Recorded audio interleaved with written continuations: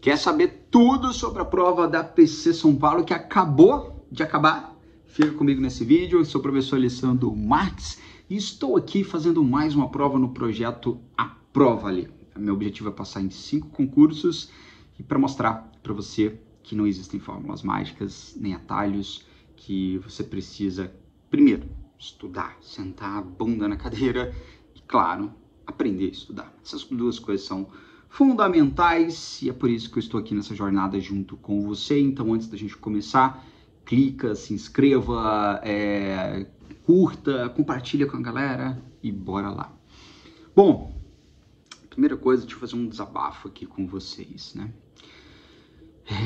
Confesso que fazer essa prova da PC São Paulo foi muito difícil, né? Assim, foi muito difícil nas últimas semanas. As 3 últimas provas foram bem difíceis para mim fazer.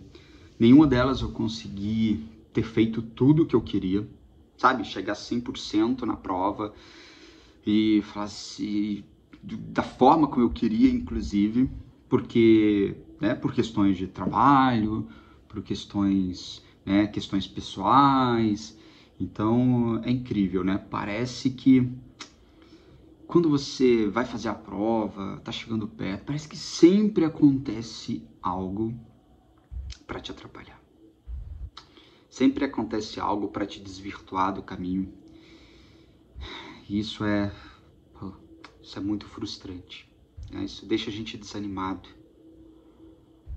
Isso faz a gente até pensar em desistir. Não é verdade? Se você falou agora, é verdade, Alessandro. Caramba, Alessandro, eu tô passando pela mesma coisa. Eu tô querendo desistir e não sei o que, eu tô desmotivado. Vamos mudar isso agora. Vamos mudar isso agora. Vamos lá. Mentalidade de alto desempenho. Mentalidade de alto desempenho. Primeira coisa que eu quero que você aprenda antes de eu comentar aqui a prova. E esse é um dos objetivos do projeto Aprova-lhe. Cara, se você acha que é difícil chegar em toda prova, em cada prova que você faz, 100%, se você acha que você tem problemas na tua vida, dificuldades, né, o que for que seja, coisas que te atrapalham, são obstáculos, bem-vindo ao mundo real. Bem-vindo ao mundo real. Esse é o seu mundo, esse é o meu mundo.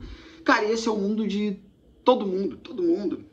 Porque até aquela pessoa que vive para estudar, o cara tem um dia inteiro para estudar, não sei o quê, às vezes você fala assim, nossa, aquele cara é privilegiado. Você não sabe a vida pessoal da pessoa, sabe? Então todos nós temos ali a nossa vida pessoal, a nossa vida, né, do trabalho, a nossa vida profissional. Então entenda uma coisa, anota aí. A vida não para você estudar.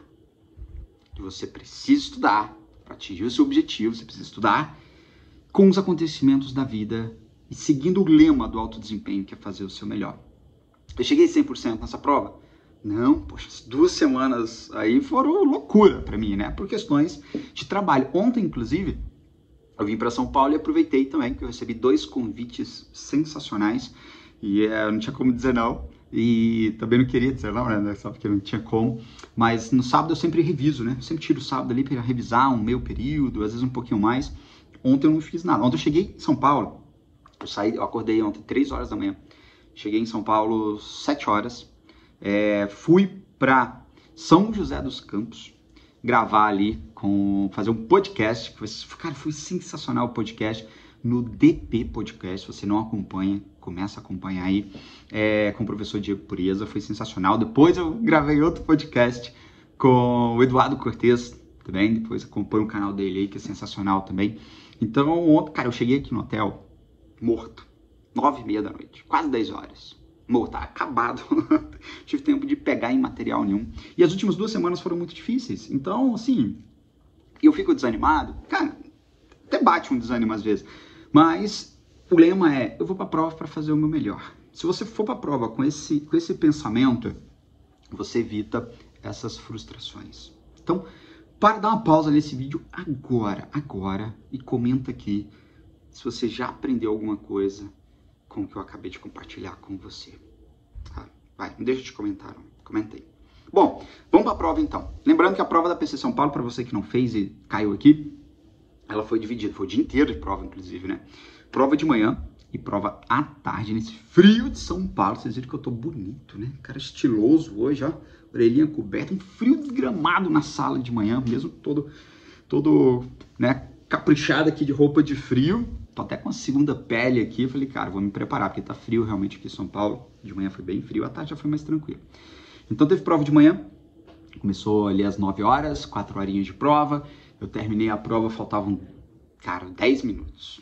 10 minutos, a prova objetiva. Depois, 15 horas, você tinha que sair, comer rapidinho e voltar, porque 15 horas teve a prova discursiva com 4 questões abertas. Então vamos para a prova objetiva primeiro.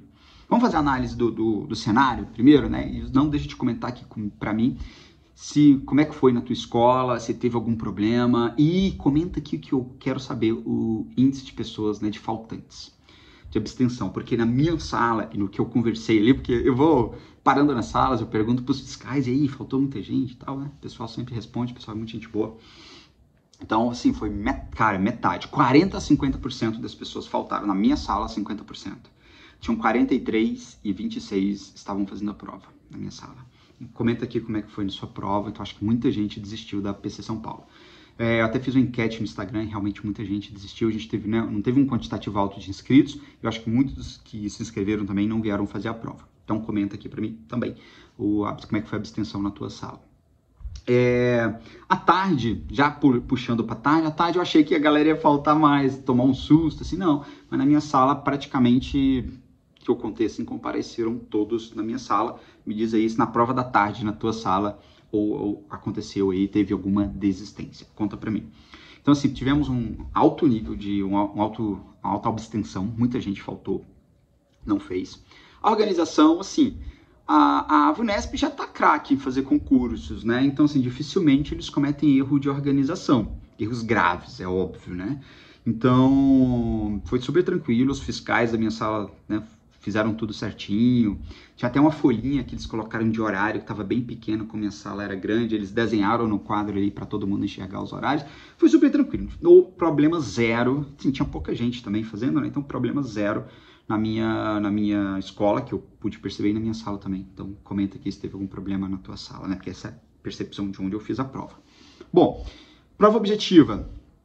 Cara, extensa. Eu já sabia que ia ser um desafio terminar essa prova no tempo. Por quê? Mas foi mais do que eu imaginava. Por causa das 20 questões de raciocínio lógico. Meu amigo, responder, eu faço em média, eu faço 10 questões em 1 hora. As questões de raciocínio lógico, essa é a minha média. Então eu já imaginava que para fazer as questões de raciocínio lógico eu gastaria ali 2 horas. Mas se eu fosse fazer tudo, eu gastaria muito mais. Não fez tudo, Alessandro? Vou te contar. Vamos começar pela sequência. E aí eu vou colocar aqui, depois, quais as que eu achei mais difícil e as mais fáceis, e você também vai comentar aí comigo. Tá? Eu quero que você interaja aqui comigo. Português, padrão VUNESP. Provinha muito boa de português. Eu achei assim, umas 2 difíceis. O restante estava, eu não vou chamar de fácil, né? Mas estava assim, no nível esperado. Vamos pensar naquelas que são no nível fora da curva. 2 tinham ali mais difíceis. Tinha uma que até, assim, eu acho que eu já vou discordar com o gabarito, porque o cara eu olhei assim, não sei, uma interpretação de texto. Assim, você não leva a prova para casa, então não tem como saber.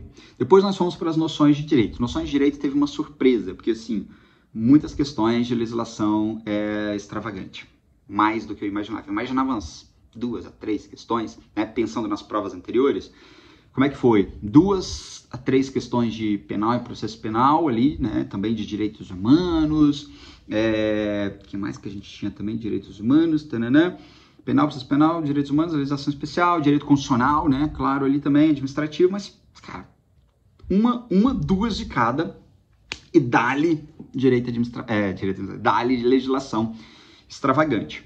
As questões de legislação extravagante não estavam difíceis, mas você viu, né, que no edital tinha 200 legislações para você estudar. Eu estudei aquelas que eu já vinha estudando, por exemplo, eu não estudei a parte ali do consumidor, eu não estudei, então até chutei essa questão, não tinha a mínima ideia, foi meio pela lógica, assim, mas às vezes nem sempre a lógica dá certo. Então, me surpreendeu isso na parte de direito, né? E é isso que a gente imagina que, assim, me surpreende, mas eu não fico reclamando. Por quê? Porque eu sei que, por mais que eu faça uma estimativa e no vídeo eu falei, deve ter umas, né, 2 questões de legislação especial. Cara, bem na prova, é o que a gente estima. A banca, o papel dela é surpreender. O papel da banca é eliminar as pessoas.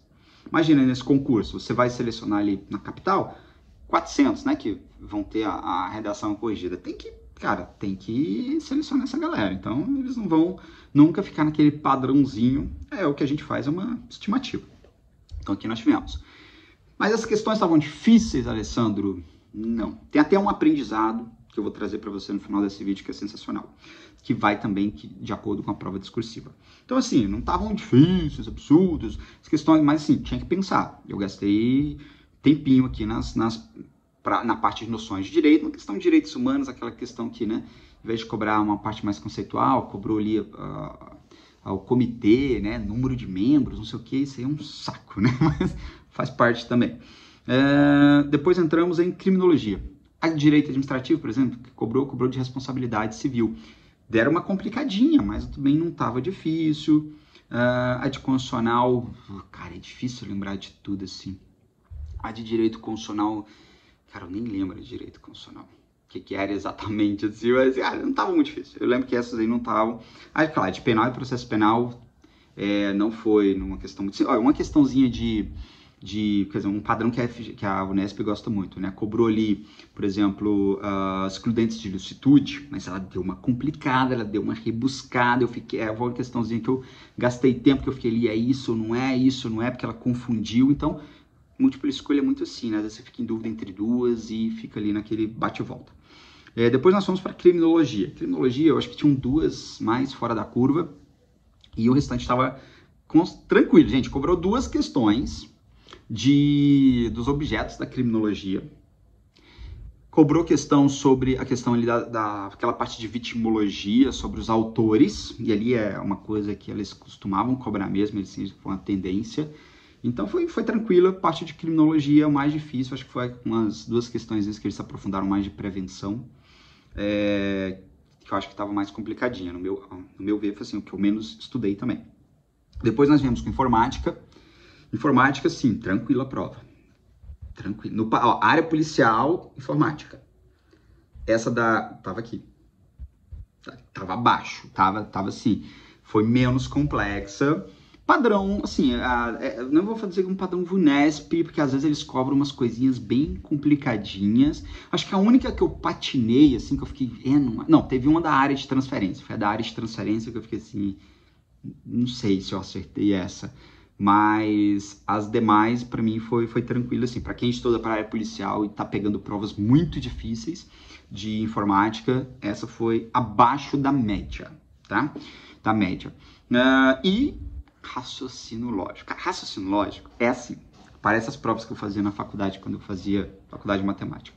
Das 20 questões, o cara colocou ali 10 questões que todo mundo, assim, se você estudou raciocínio lógico, assim, bem, né, pra valer, são 10 questões que pra você, tipo assim, essas aqui é pra você acertar. O examinador, ele faz assim.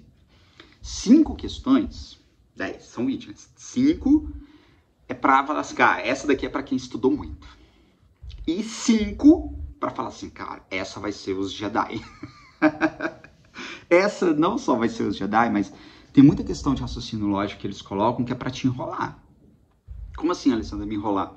Para fazer você gastar tempo de prova.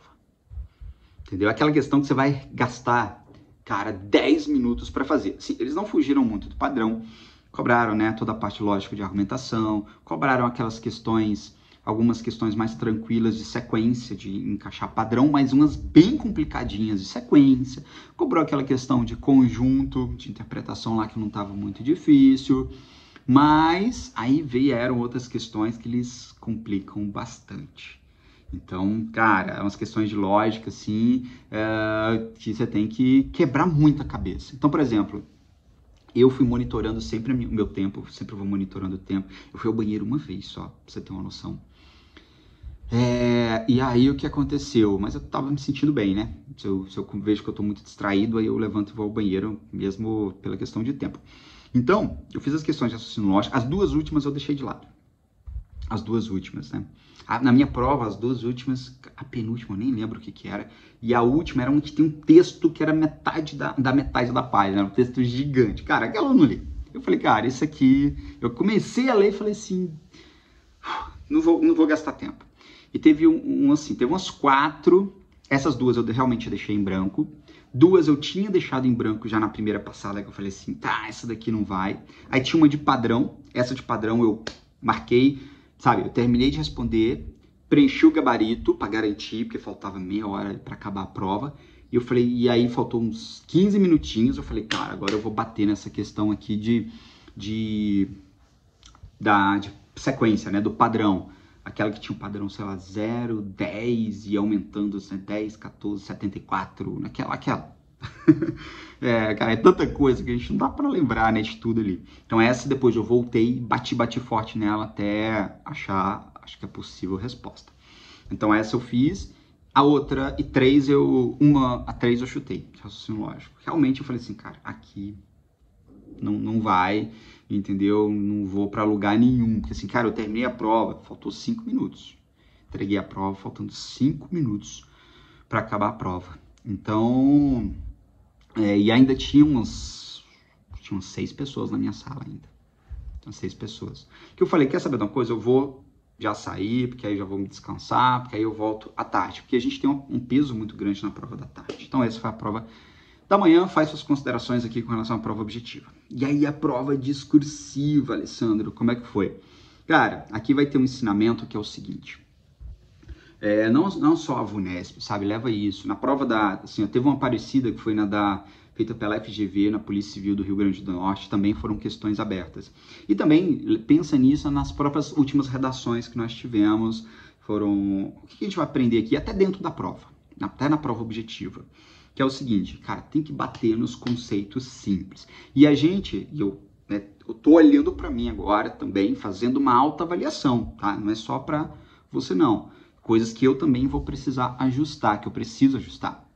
Que é assim, às vezes a gente fica tão esperando que a prova vai ser um nível hard, que vai ter aquelas questões, sabe, complicadíssimas, do detalhe, que a gente esquece de bater os conceitos simples.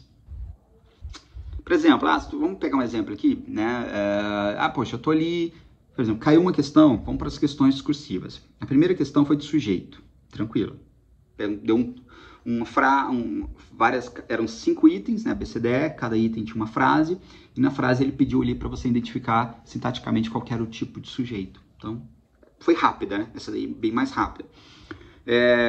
E aí, você vê, não é uma questão de nível complicado, sujeito. Depois, nós tivemos uma questão de direito, mais complicadinha, com texto mais, né, uma situação, você tinha que analisar, que os caras cometeram aquela situação, Pedro e João estavam estudando em casa, aí eles brigaram, né, discutiram, e Pedro, foi Pedro, que era o dono da casa, falou para João ir embora. E João se recusou a ir embora. É claro que eu estou contando a minha versão João se recusou a ir embora. E aí, depois, passado algumas horas, o Pedro ligou para a polícia, mas antes da polícia chegar, o João voluntariamente foi embora. Aí ele perguntava, né? Aí ele falava também que João, depois que foi embora, esqueceu o notebook dele e os livros na casa de Pedro. E Pedro, no dia seguinte, estava colocando à venda o notebook que João esqueceu na casa dele. Essa era, né, contextualizando. E aí ele perguntava, né? João e Pedro cometeram crimes? Quais? E aí era A. E a B era... Porque as questões, né? Tinha A e B. E aí na B foi... O que ele perguntou na B? Ele perguntou na B, João, cabia desistência voluntária no caso de João? Então ele perguntou, você vê, né? Conceito de desistência voluntária. O primeiro eu acho que não estava fácil. Não vou dizer que foi fácil. Essa para mim foi a mais difícil. Por quê? Porque cobrou coisas ali que, por exemplo, o primeiro é violação de domicílio.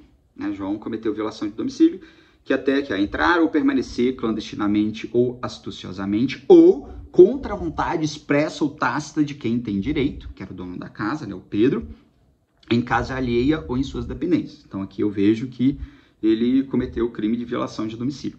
E o segundo, né, era apropriação de coisa achada. Quem acha coisa alheia perdida e dela se apropria, total ou parcialmente, deixando de restituí-la ao dono, ao legítimo possuidor, entregá-la à autoridade competente dentro do prazo de 15 dias. Né? Crime, apropriação de coisa achada. Então você tinha que primeiro identificar quais foram os crimes.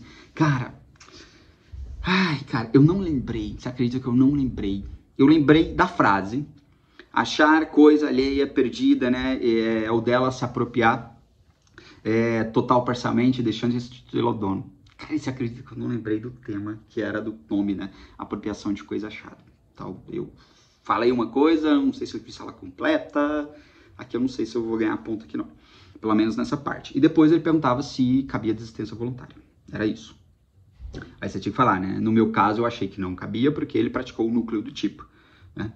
Então, se ele, no caso de João, né? Aí eu tenho que voltar ao outro, que era violação de domicílio, que ele falou entrar ou permanecer. Ele permaneceu, né? Aí ele entrou espontaneamente, mas ele permaneceu sem a vontade, contra a vontade expressa do dono. Então, ele praticou o núcleo do tipo, então, nesse caso, não cabe desistência voluntária. Foi isso que eu argumentei, eu acho que nessa aqui eu acertei, mas eu patinei.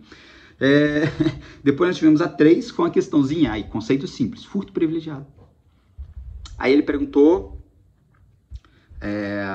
quais são os requisitos aí do furto privilegiado, né? E o que mais que ele perguntou ali? Ele perguntou duas coisas, né? As consequências do furto, que era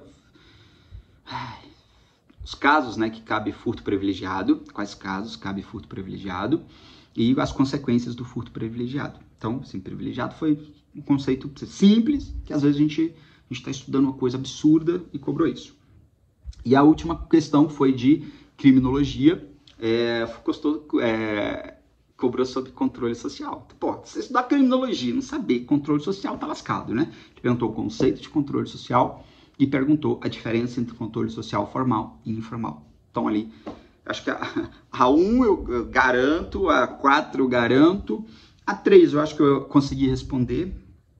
Na verdade, faltou uma coisinha na 3, que eu já chequei aqui com a lei, eu esqueci de dizer uma coisinha, acho que eu não ganho 100%. E a 2, sei lá, eu ganho uns 30%, 40% dela aqui, eu acho que mais ou menos foi isso. Mas a prova inteira tinha muitas questões, como toda prova tem, que às vezes você deixa de bater nos conceitos simples, e aí você, cara, deixa às vezes de acertar. Às vezes, assim, a questão ela rebusca um pouquinho, mas aquele conceito é simples. E você deixa de bater nisso na hora dos estudos. Por isso que uma coisa que eu sempre falo com vocês, uma coisa que assim, eu preciso melhorar nisso também, como eu falei, é assim, não, eu sempre reviso tudo, né? Eu pego a matéria e reviso todos os tópicos. Mas quando, às vezes, você vai batendo, furto privilegiado. Isso aqui eu já estou dominando. Responde, não dá muita atenção e ou lê muito rápido, né, e deixa de lado. São coisas que a gente precisa. Isso aqui, se caiu, eu vou acertar. Então, a gente tem que tomar muito cuidado com isso. Acho que fica esse aprendizado. Toda prova eu busco extrair um aprendizado. Nessa, eu quero deixar o reforço mental aqui para mim de assim, não, né, despreze ou dê menos valor aos conceitos simples e até aqueles que você acha que já está dominando. Continue batendo neles, bata forte, porque se cair você garante, ok? Então é isso, deixa aqui para mim agora quais foram as suas impressões, como é que você foi aí na prova discursiva, conta para mim. Um abraço a todos aí que encontraram comigo na hora da prova, é sempre sensacional encontrar com vocês, trocar uma ideia, sempre que me encontrar em uma prova, tá? E agora vamos para PPDF. Próximo desafio, PPDF. Se você vai fazer PPDF, coloca aqui. E é isso, espero ter contribuído muito com você nesse vídeo. Vamos juntos. Não esqueça de curtir, compartilhar, se inscrever no canal. Vamos juntos e até o próximo. Tchau, tchau.